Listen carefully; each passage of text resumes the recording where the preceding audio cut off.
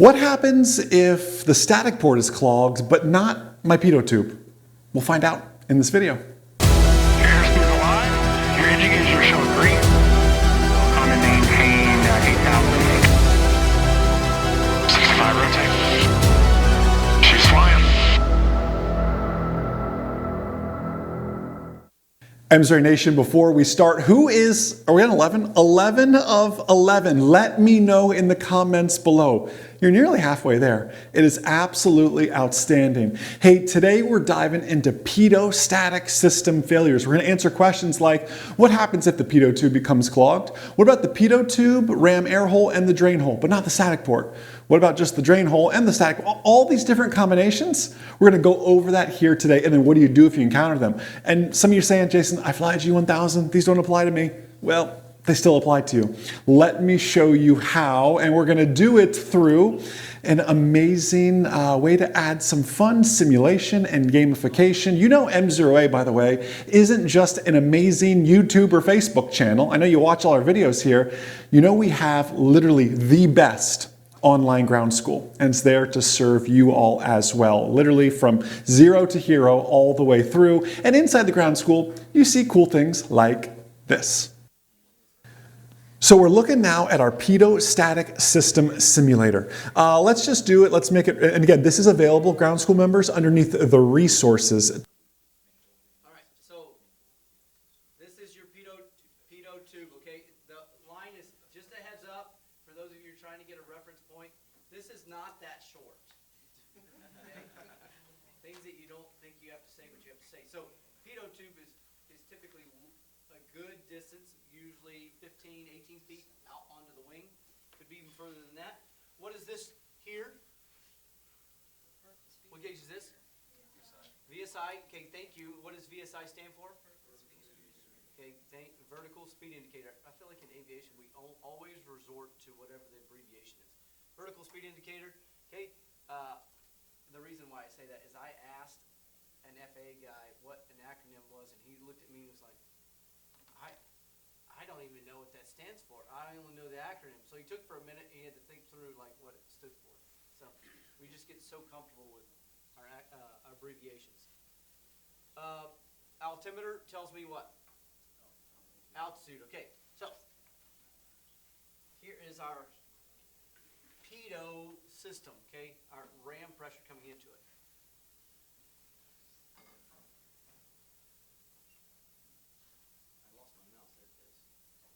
Tab where you'd go to resources here, and then you'd go to training aids, pitot static system simulator. So you have access to that there. We're going to go at 80 knots up to 8,000 feet-ish, roughly. All right? So we're working our way on through. You can see our airspeed is building, our vertical speed. We're climbing at 1,500 feet per minute. Altimeter's working. Everything is looking good. You can see how our airspeed indicator works. We take ram air into our pitot tube. It comes on up and gives us a reading. We also have a drain hole in the back here, so rain can make its way on through and head right on out.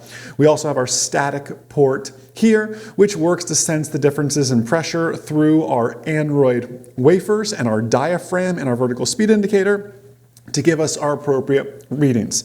So to start us off, let's just say we come over here, we click to clog the pitot tube, the ram air hole. So the static port is open, the drain hole is open, I've blocked the ram air hole, my airspeed predictably goes to 0. I can pull the alternate static source all I want. It's not going to help if my ram air hole is clogged here, all right? You might be thinking, what does this look like on a G1000? I'd love to show you. We'll come down here to our G1000 view. You would think you'd get a big red X or something like that. You actually don't in the G1000. It'll simply just go to 0. So do be mindful of that. Glass panel pilots, I can't even just be as broad as G1000, glass panel pilots in general. So we're continuing on up. Now, let's do another interesting test. Let's say this is iced up and my pitot heat's not working for some reason. We block the ram air hole. We also block the drain hole. Wait a second. Look at our airspeed indicator. What on earth is happening? I blocked the ram air hole. I blocked the drain hole. Why is my airspeed indicator moving? This doesn't make any sense. So let's see a G1000. It's actually giving me a reading that could be kind of correct. I mean, it keeps climbing, so eventually it's not going to be correct here. What's actually happening? Well, remember, this is a pressure-sensitive instrument.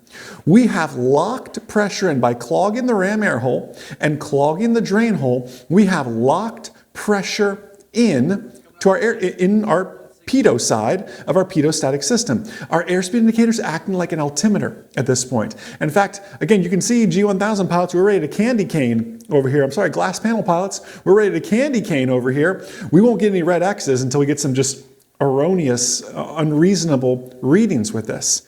Let's say the whole system ices up, static port included. Interesting. Everything just freezes exactly where it froze. You can see that what it should be showing, right? Here's our reference readings over here. You can see what it should be showing. But on a glass panel, it can't detect that this has happened. We're not getting those red X's like you would actually think. Now, what happens if I pull the alternate static source? Well, it'll catch back up, and it catches back up, but my airspeed indicator is still working like it would as an altimeter, essentially. Now, by the way, we probably have a red X over there. Oh, nope, not quite, just a little bit more. And then we'll eventually just get that airspeed fail warning here in probably just a second, maybe around 230. Not quite, it's gonna go a little, probably to the top of the candy cane, it's gonna go with that. So you can see we're getting these readings. The alternate static source works, but vertical speed, altimeter. Now something else to show you here. Let's unclog everything. I want you to notice when we use, so everything's back to working as it should. When we use the alternate static, watch the altimeter here. Watch the vertical speed here. You see how we get this little jump? Why do we get this little jump here? It's the difference. It's the difference between the outside static pressure and your alternate static source is probably located inside your aircraft if I had to guess. So that's the difference in pressure that you're seeing. So you need to know and be mindful of that. What's the name of the game if something like this happens? If this ice is up, right? We need to get some pressure in there. You've heard the old saying, hey, if this happens in a six-pack, break the vertical speed indicator. They say because it's the cheapest instrument, but in reality, you need to make an alternate static source in this case. If you have a G1000 or glass panel, please don't follow that advice. Go, okay, Jason said, break my vertical speed indicator. Don't do that. It won't work like you think it would work in that case. The name of the game, though, is to get that static pressure in there. This is why we have backups on backups in everything that we do. This is why with your glass panels, we still have those standby instrumentations. It's required. I guarantee you have those in there as well. Backups on backups and from independent. All right, so the purpose in looking at this is that we as doctors, aka mechanics, have to understand what the pilot's saying. You know, do we go and just change gauges? I've seen that. Start ripping gauges out because it's like, hey, I got a false indication. We don't ask very important questions. Where were you when this occurred? Oh, I was shooting at an IFR approach into Grand Rapids on December 12th. Oh. I recall it was overcast on December 12th. Could have been coming through a cloud layer. Okay? So don't immediately attack their gauges or their glass panel, okay? Don't just send them away to a avionics shop, okay? Go check. Simple as grabbing a hold or touching the pitot tube. Is it actually getting hot? Okay? Right? Kind of give you an understanding of from a pilot's perspective and then from our perspective mechanically how we diagnose it. Okay? You got it? Same kind of thing goes on if we get dirt dauber's nest in here. They like to load up right here, okay? Which would be same indication where you're blocking on both sides. Okay? And so someone might say, oh, airspeed indicator's not reading, it's bad. And I've actually seen it, shops change it, and guess what? Still no reading. Oh, bummer. So then take the little plug off, they back flush it, and lo and behold, they just sold a $500 airspeed indicator, and they could have just blown it out for $10 or $20, whatever it costs. Okay. Any questions, comments? Does it clear up kind of what the pilot's seeing?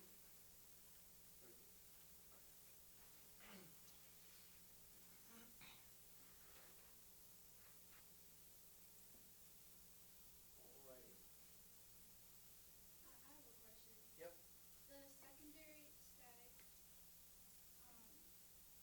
Alternate static, yep. yeah, the alternate static, it said What happens if This one. that can you actually pull it? Like it's, Oh, yeah. there's a place like in the cockpit that you. Yep, alternate static source. You'll have a pull switch like this on your 172. Where's it at? Right above the rudder pedals, okay.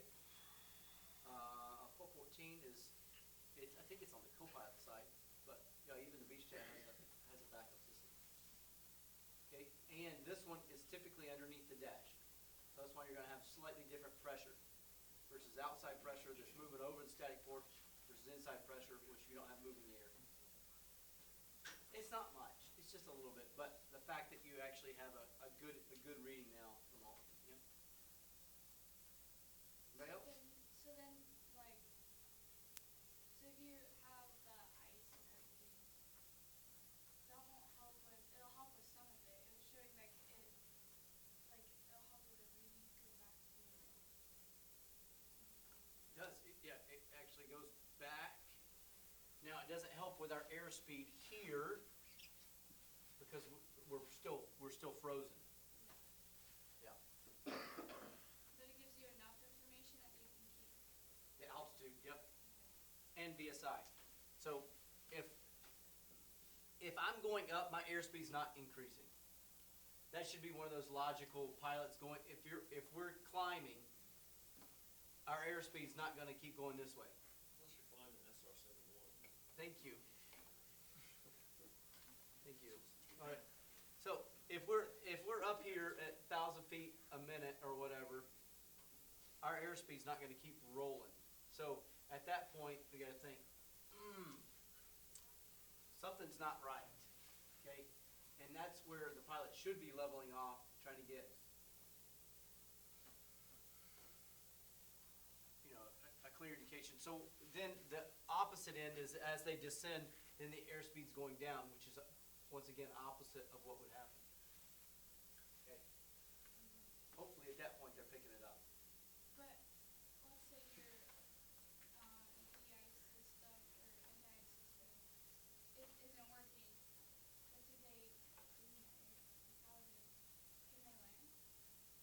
If your anti-ice or de-ice system's not working, they're to climb, or if they're low enough to the bottom of the clouds, descend to get out of that.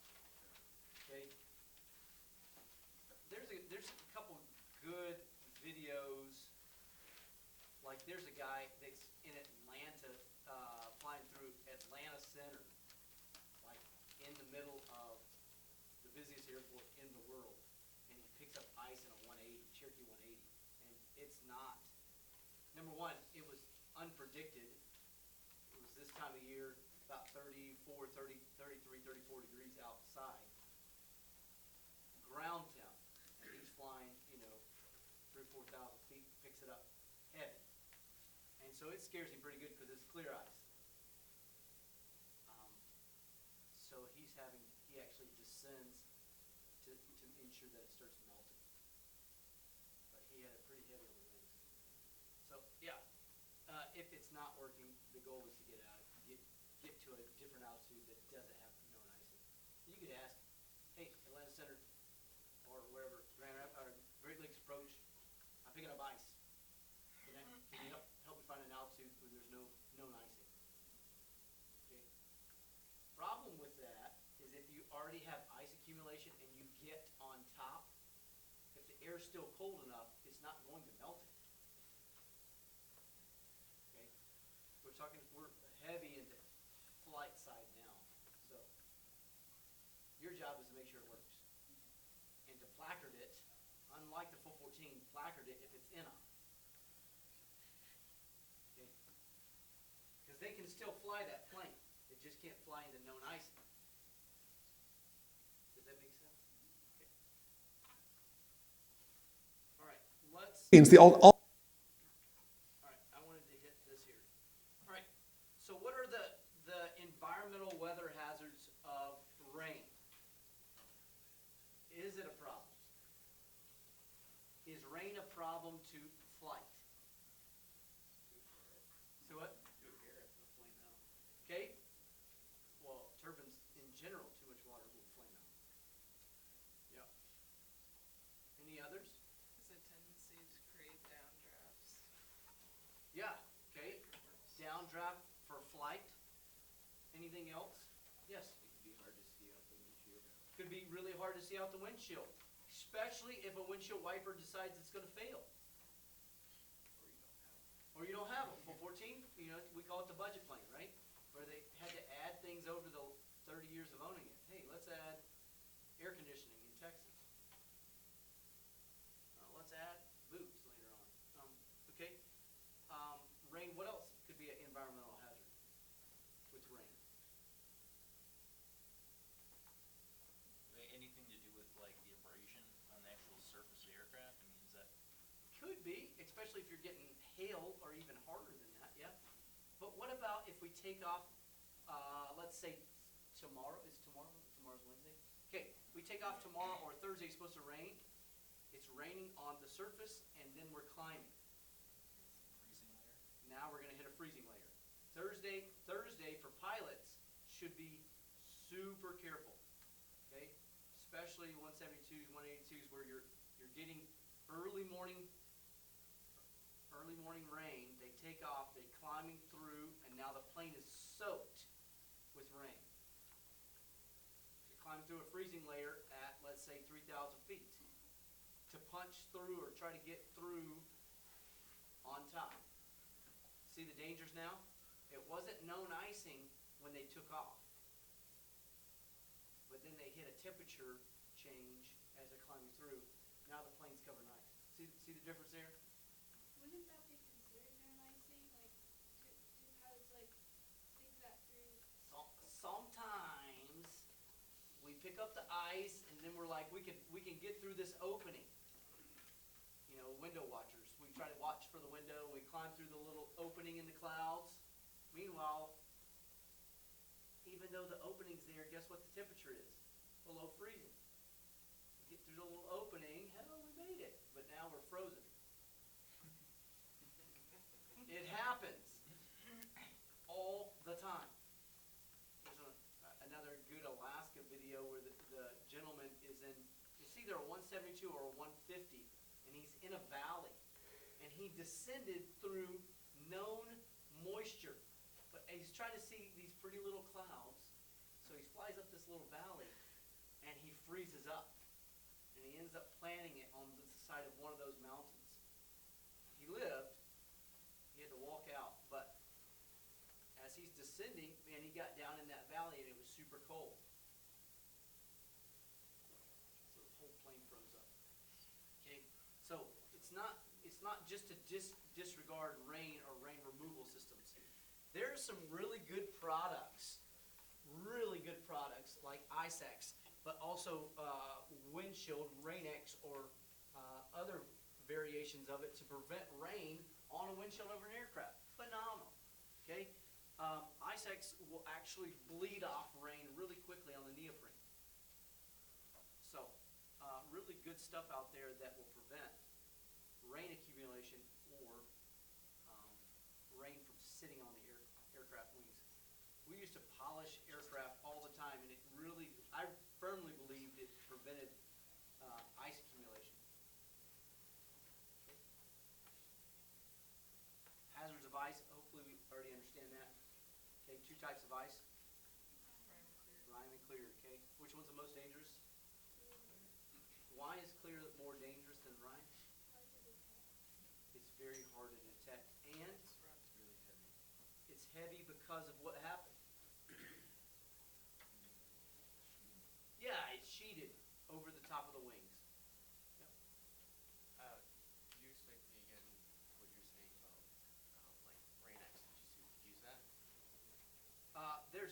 products like Rain-X that are allowed to be used on the plexiglass windshield. Yep. If you have clear ice throughout your whole wing, you only have a de-ice boot, how are you getting that ice off that wing then? You don't. You're not, if you picked it up mid-flight, no. You're only Is there gonna a break up the front limitation? layer, which is still flyable, but, yeah.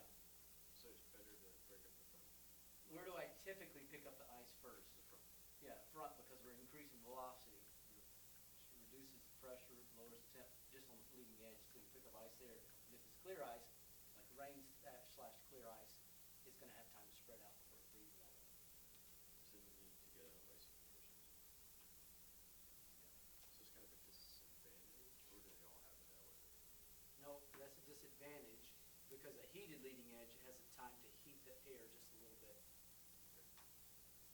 Remember, we're running over 200 degrees Fahrenheit on the leading edge.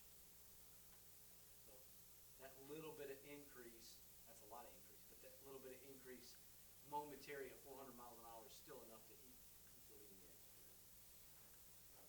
Because beach jet runs about between 4 and 460.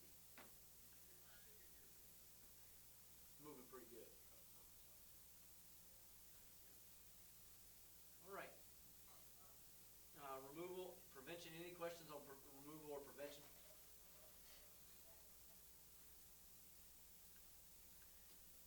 Very good? You're good for this class. Understand how it works. Okay, all right, good. You guys. We are done. Let's do the next two groups, and let's finish our groups up today. Kurt, you were out yesterday, yeah? We gotta get you in the group. What group was he in?